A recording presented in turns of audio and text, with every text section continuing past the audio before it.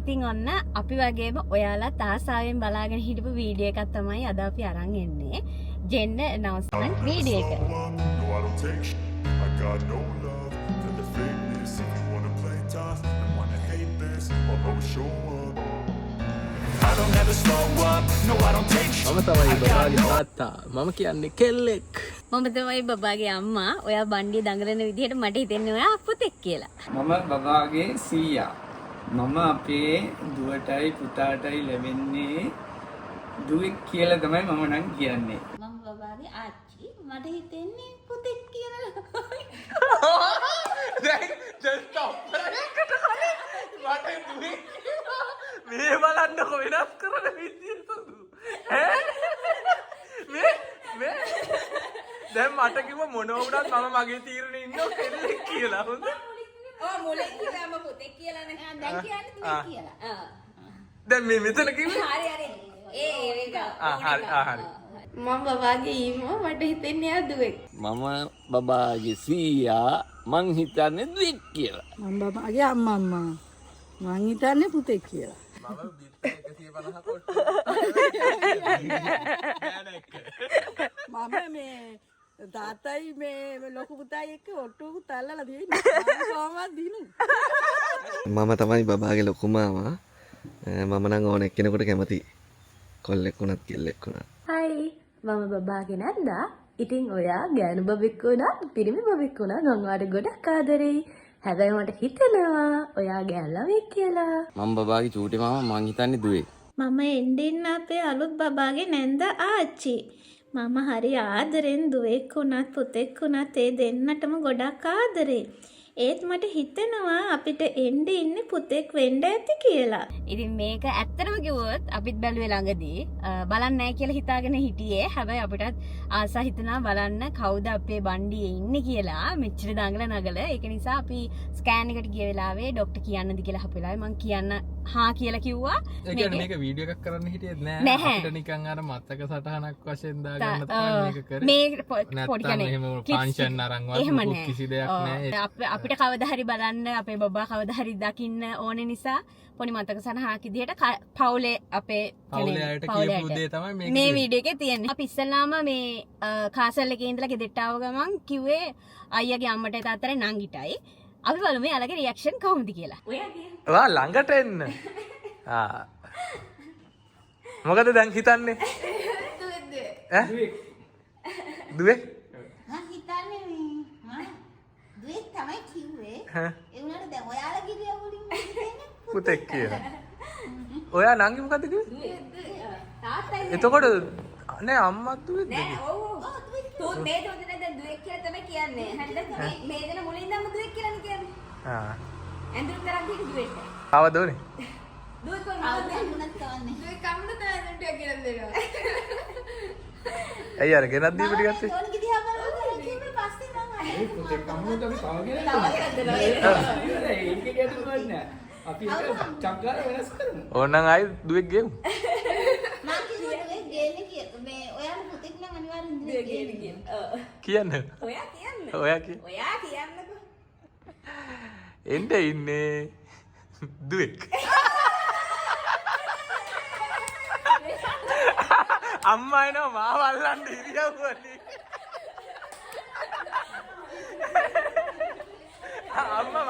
අම්මා මගේ මුල් මේ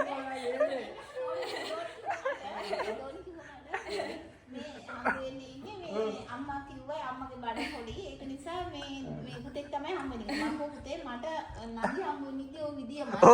ඕක මට දැන් එනකොට කිව්වා. ඔය කිව්වා මේ ඔයාලා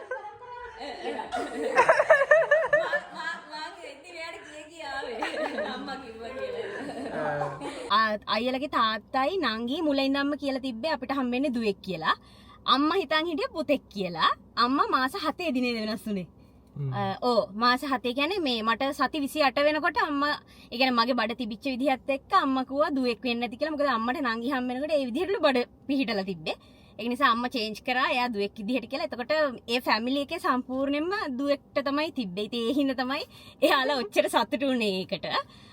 මොකද මෙයා දුවෙක් අතර අම්මයි තාත්තයි නංගි ඔක්කොම දුවලා. ඊට පස්සේ අපි කිව්වේ නැන්දටයි අපේ නංගිටයි මල්ලිටයි.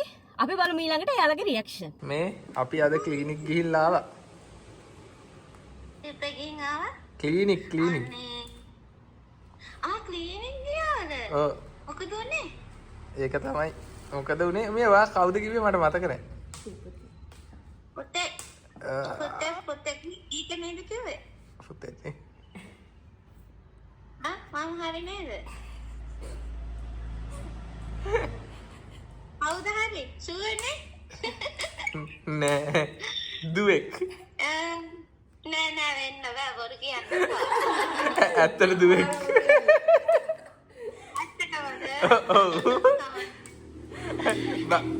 ඔව් බහුතරය කිය හිටියේ පුතෙක් කියලා දැක්කම දැන් වෙනස් වුණා ඔක්කොම. කවන්නේ නම් දුවට මම ලස්සන ගව් ගන්නවා ඊගාපාර පුතෙක් හදනවා. ඔව් එන් මම පරාදයිනේ මං හිතුවේ පුතෙක් ඔයා බැද්දම්මේ නැහැ කාත් එක්කවත් නේ. නෑ ඔයා වැද්දාන්න ආවා මම බෑ කියලා ඒකනේ මම දාපු බැට් ටිකක් තියෙනවා දැන් ගිහිල්ලා ගන්න ඕනේ ඒවා. කෙල්ලෙක් මම අද දෙදසලන් යනවා මම ලස්සන ගවුම් දෙකක් ටිකක් ලොකු සයිස් එකට ගන්න. ඔව් පොඩි මේව ගන්නත් එපා හොඳේ. මාස 6න් එහාට ගත්තා ඔව් අවුරුද්ද අවුරුද්දක් කවන්නේ. නිකන් බත් කෑවේ නැහැ වගේ. ඔයාව දැක්කේ නැති හින්දා.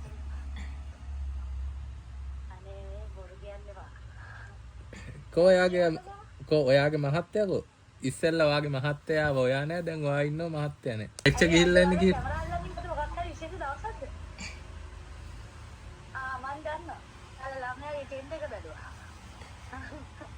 ඒක නෙමෙයි යලු.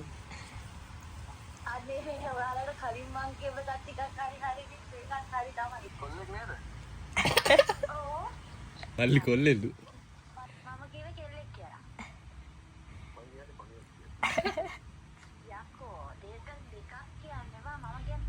ඉතින් දෙකක් ඇයි දෙකක් කිව්වහම මොකද වෙන්නේ? දෙකක් කිව්වහම මොකද වෙන්නේ?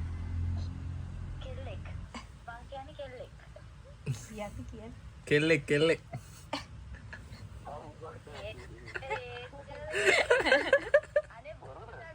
නෑ ඇත්ත.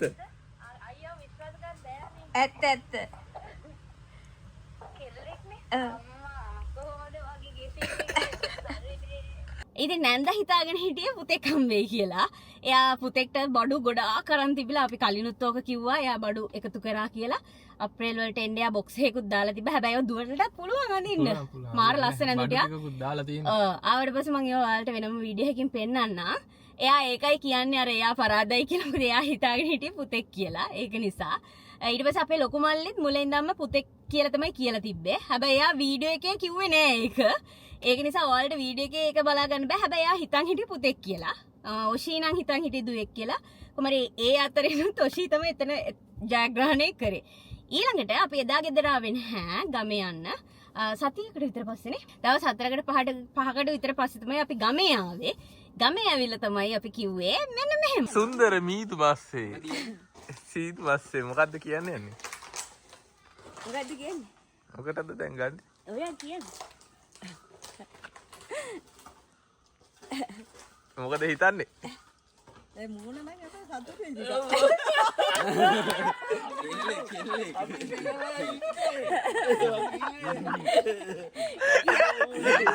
අම්මට ඇඩුනා. මට තාත්තට සල්ලි දෙන්න ඕනේ මට බිත්තර දෙන්න ඕනේ. තාත්තේ දෙන්න බිත්තර 150 දෙන්න. බිත්තර 150 දෙන්න මට.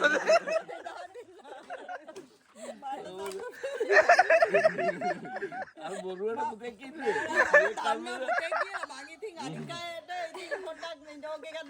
මම දන්නවලු පුතෙක් කියලා. හොඳ. ඉතින් පුතෙක් නෙමෙයි. ඒකත් අරද්දුවා.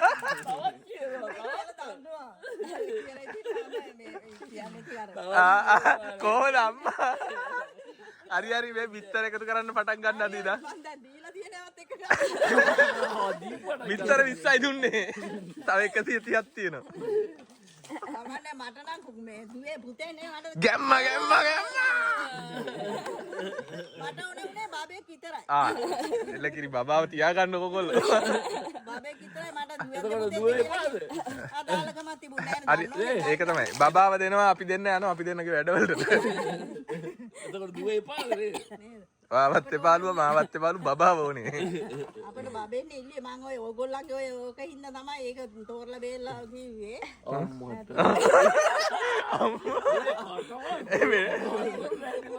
මේ කටම තමයි. මාරු කරන්නේ පේනවනේ. මන්ද